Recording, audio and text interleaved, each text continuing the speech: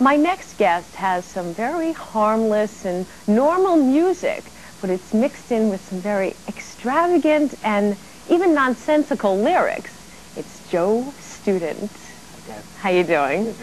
Good, Joe. You know, listening to your music, your tapes, actually you have quite a mixture of different styles. Let's talk a little bit about your background and how you've moved from one style to another in this type of music that you do. Well, I'm a broadcast technician and a computer programmer, and lately what's happened is there's been a great merging of those technologies. You can use your computer and home studio to make music, and that's how I got my start several years ago. Now, you're a musician who's been doing what, play keyboards? What do you do? You sing? Keyboards, well, the computer enables you to play anything. I mean, you can call up a orchestra on your synthesizer and you can play it, even though it is a keyboard. You know, it's a standard type of, instrument, but it can make any sound. You can play drums, you know. Were you just like toying around with it one day and just started actually getting into it, or, I mean, how did you get into this musical background? That's, you know, were you playing keyboards, a piano, and then you mixed it in with this technical aspect? I started playing piano at the age of 5. Oh, a little tap. By myself. I just saw my sister play, and I said, I can do that. And I just I said, well, the low notes are down here, the high notes are up here. I just figured that out. It must have been like, something I was able to do without realizing it till that moment. Intensely. And always just played piano, no big, no formal training, no music training. I could never read music. And then, do you read music now? No. I have a weird sort of hieroglyphic that I can use to notate music, but only I can read it. But in 1977 or so, I started hearing this band called Kraftwerk, which is an electronic band. Sure, I know of Kraftwerk. And they have awoken some internal aspect of my being that said, this is a very interesting sound, and it seems like something you'd be capable of if you had the equipment. So. Did you want to take their music and actually do something like them, or did you want to completely change it and make it more like something that's your own style? Well, I was young at the time, and I think I just wanted to do what they did, not realizing that, like a regular cover band type of thing. Yeah, in a way. But what I realized is that, in order to make a name for yourself or to have any fun with it, you should really try and come up with something of your own, which is what I tried to do. So let's talk about a couple of your trademarks and really things that are your own. What is different? Now, I've heard your music. It's definitely different. Tell me some of your trademarks about your music that makes it so.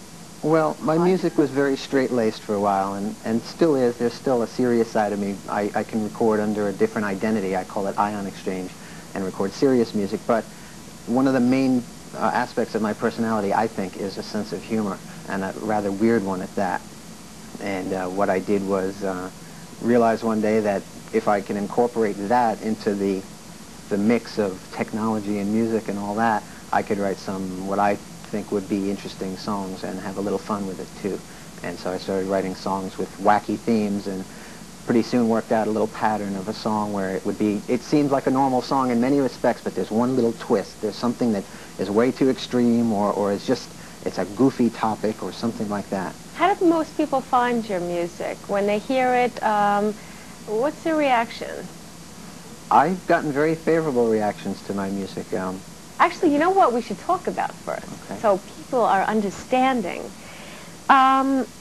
C-section is the name of one of your songs, and we're talking a C-section here. That is like a really odd topic to write a song about. Well, that was an experiment. I wanted to see if I could write a sappy pop ballad about a very inappropriate, not inappropriate to discuss, but inappropriate to write a pop ballad song about.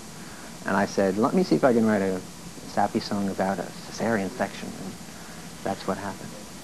And how do you feel about, I mean, the words, what kind of words are in it that, what are you talking about? How can you Well, I mean, you can't get graphic. I just made up a couple of jokes about, what it would be like to want to do your wife, girlfriend, whatever's actually I don't be know. the doctor. I never, I'm taking it farther now than I ever did when I wrote the song. But what about? And then there's another song called Kmart. Kmart is actually a serious song on a humorous album. It's kind of like the song that didn't belong, but it's there and it's at the end, and it's kind of like to take up the 6 minutes at the end of the song, at the end of the album. To fill it in or something? Yeah, even though I had another song that was technically written for that purpose. Right, because it's the fill-in song or something? Yeah. The extra minute and a half that you had at the end? Filler Up is the name of that one. But Kmart was written about, it's just a song about a little boy lost in a Kmart store and a little girl lost in a Kmart store, and what you realize in the song is that they're looking for each other, and they're not really little kids, they're, you know, oh, how romantic. Men and women, you know. Kmart. Meeting in Kmart. Yes. That's an interesting place to meet. Okay, forget the supermarket then, right? Don't bang the baskets. I'll tell you what, let's take a look at this video that you brought here. It is called Sleeping with Hitler. Now, I have gotten some, I just want to prepare everyone that I've gotten some very odd reactions from everyone looking at it, taking a look at it, and hearing the words. And the words are a little silly and fun. And is there anything that you want to say about it before we get into it? And then we can talk a little bit about it after everyone sees it. The words aren't really that silly. It's the concept, or the concept of the extreme measure or thought that the song uses as its hook or its purpose. But the song itself is, you know, what happens when a relationship breaks up. Okay. And it just employs my now trademark theme of Sleeping with Hitler, yes. The video. Joe Student's video, Sleeping with Hitler. Joe.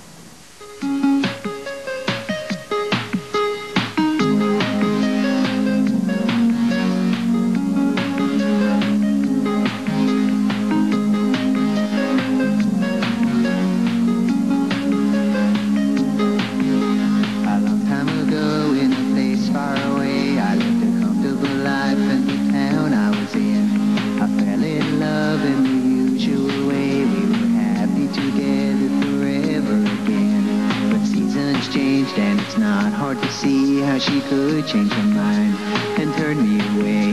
But that's no excuse for Neanderthal man, the one that you've loved since that fateful day.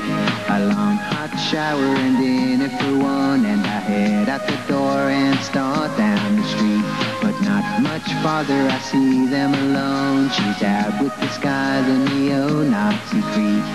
I always knew I could be such a big hit with her, but she's misunderstood, and now she's sleeping with Hitler.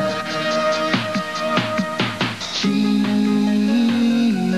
sleeping with Hitler.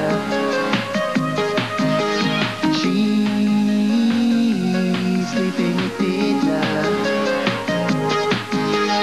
I never knew that the militant type could arouse her, but he could make Doc Mengele look like Doogie Howser.